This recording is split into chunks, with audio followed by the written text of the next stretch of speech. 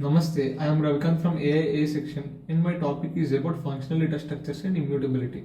So functional data structures are a type of data structures which are used to manipulate, create and do other changes on a particular piece of data. So it is mainly operated using functional programming language. There are mainly two principles behind functional data structures. Those are immutability and persistence. So we'll try to understand what is mutable. Mutable is nothing but once we have created a particular piece of data, it can be modified. That is known as mutable. Like we can take example of lists in tuple. We can add a new element, we can remove a new element, like that.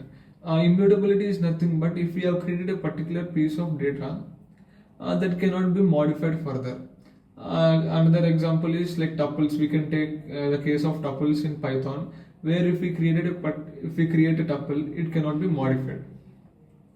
So in cases like immutability, what we do is to manipulate the data. What we do is we'll try to create a copy of it.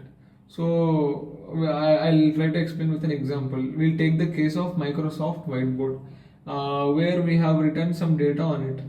So if we want to modify the data which we have written on the Microsoft Whiteboard, and also the condition is that we want to preserve the data which we have written earlier on the board.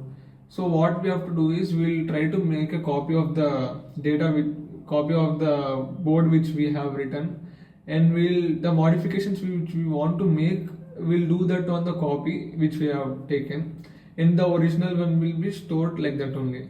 By this, what will happen is we'll keep the track of our previous data, as well as our modifications which we have done will not affect the previous versions also. So due to which the data will be kept intact.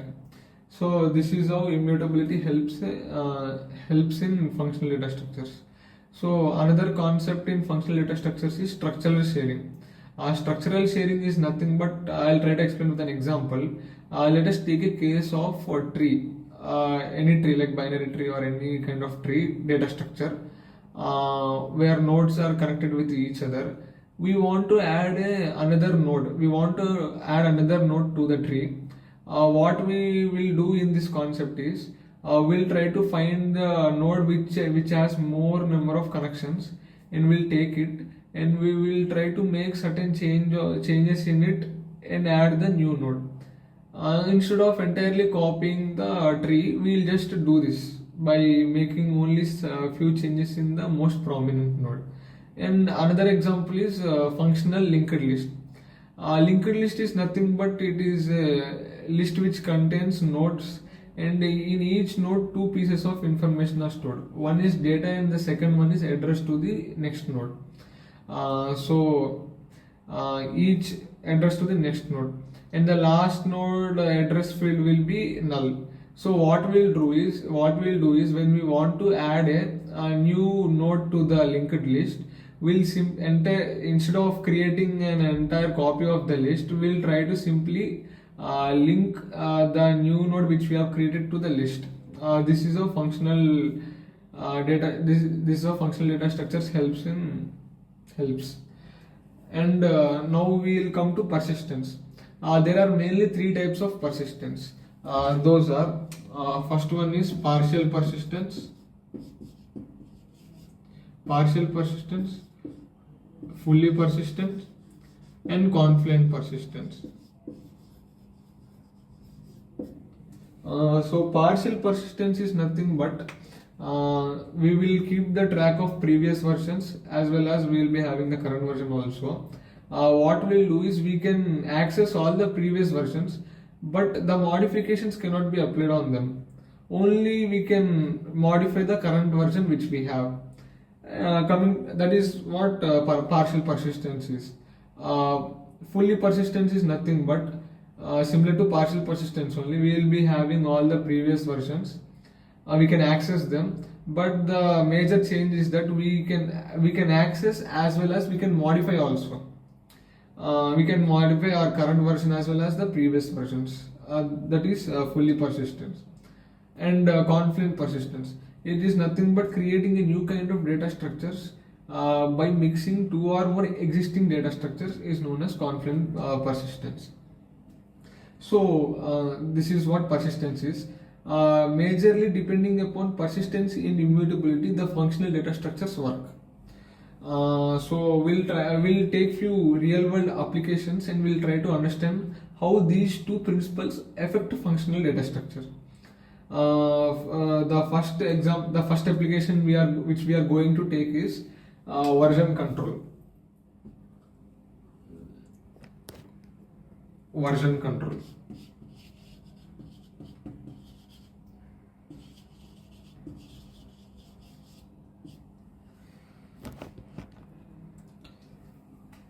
So version control is nothing but like we can take it as a GitHub. What we'll do in GitHub is, for example, a user created a file in GitHub and he has written some piece of code in it, and he has shared the file with his friend. So the friend can access the file and he wants to make few modifications in the file. What Git will do is it will take a snapshot of the file which the original user created, and his friend, that is, he wants to modify it. When he wants to modify, the modifications will be done on the snapshot which was taken by the Git, and the original one will be kept like that only, and the modifications are done based on the basis of the copy. So like that we can preserve our previous version also. When we want to access them, we can also access them. This is one of the application, and another application is undo command. Undo command is like generally we'll be using browsers, or we can take like drawing app in laptop. When we commit any mistake or when we want to go back to the previous version, like if we take in case of a drawing app, we have drawn some kind of picture and we feel that we want to go back, like we want to go back to the previous stage, we want to erase it. So what we do is we simply click on the back button. What actually happens is we will be going back to our previous version. That is done with the help of persistence using functional data structure. That is how undo command works basically. As we keep track of our versions, like we will be making so many changes. Like we will be doing many kind of things. For suppose, we'll try to understand with another example. We'll be writing some information on the Microsoft whiteboard. After writing a few lines, then we want to go back. Like take for example, we have written 5 lines. We want to we felt that we have written last 3 lines wrongly. So we want to go back to the second line. What we'll do is simply we'll click on the back button. But in the background, what happens is, as we are using the concept called persistence, a piece of a new version is stored for every line. So when we want to go back to the second line, simply we'll click on the back button, and using persistence as a copy of every line is made, simply we can go back to the second line. This is how persistence and functional data structures help in undo command. And another example is parallel computing or concurrent computing. In concurrent or parallel computing, what will happen is we'll take a scenario where many processes will be working on different programs. So like when two processes want to access a particular piece of resource or a particular file, we'll try to, in a better way, we'll try to understand with an example. Like two processes are working on a Google document or any Word document file, and at a time they want to access the both of the process want to access the file.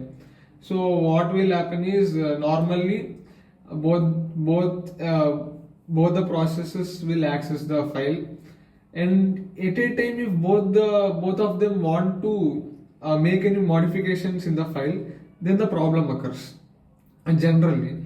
But as we are using functional data structures, what will happen is thread safety will be there. That is, when two process will access the same file at a time, in functional data structures, as we will make a copy of them, one process can work on the one copy, and another process can work on another copy. So by which both of them will be having the same thread safety, and the data will be kept intact. So original will be stored like that, and the work which has been done by the process will not affect the original one. This is how a parallel computing can be performed using functional data structures. And another example is blockchain technology, in which the data is divided into many types of blocks. And when we try to create a new block, instead of entirely copying the block, what we will do is we will use structural sharing. That is, the main block, only few changes will be made to the original block, which will yeah, another example is blockchain technology, in which the data is divided into different blocks, and the new block which is created is based upon the previous block. And if you want to make changes also, we cannot make changes to the previous block. This is how functional data structures help in blockchain technology. And we have a lot of benefits also, benefits using functional data structures. Namely, we have four benefits. Those are the four benefits of functional data structures are predictability, thread safety, reversibility, and efficient updates. So predictability is nothing but as the data will not be changed in the function in the functional data structures, so it will always produce the same output for the same input, which is a very key feature in debugging and understanding how programs behave. And the second one is thread safety, as we have discussed earlier in the case of as we have discussed in the case of as we have discussed in the case of parallel computing, that is the same as thread safety only, as if through two threads are working on a same file or same resource. So instead if two of the threads want to access the same file at a time and they want to make modifications on them, instead of working on the same file, what we'll do is we'll try to make two copies of them, and we will give the both of the copies to the threads, and they can work parallelly and produce the outputs accordingly. And the original file will not be affected; it will be kept intact. And the another example is reversibility. Reversibility is nothing but as we use persistence in functional data structures. So the major advantage is that we'll be having the track of all the previous versions. So when we keep on modifying, we'll be keeping the track of all the previous versions. So which is very beneficial in terms of reversibility. If we have done a particular command and we want to come back to the previous state, that is undoing the command. So in such kind of circumstances, functional data structures help, and the main concept behind it is persistence. And another example is efficient updates. So in the starting we have said, right, functional data structures uses structural sharing. So as we know, structural sharing is nothing but instead of making the copy of the entire data, what we do is we'll simply try to modify only the most affected part of the data.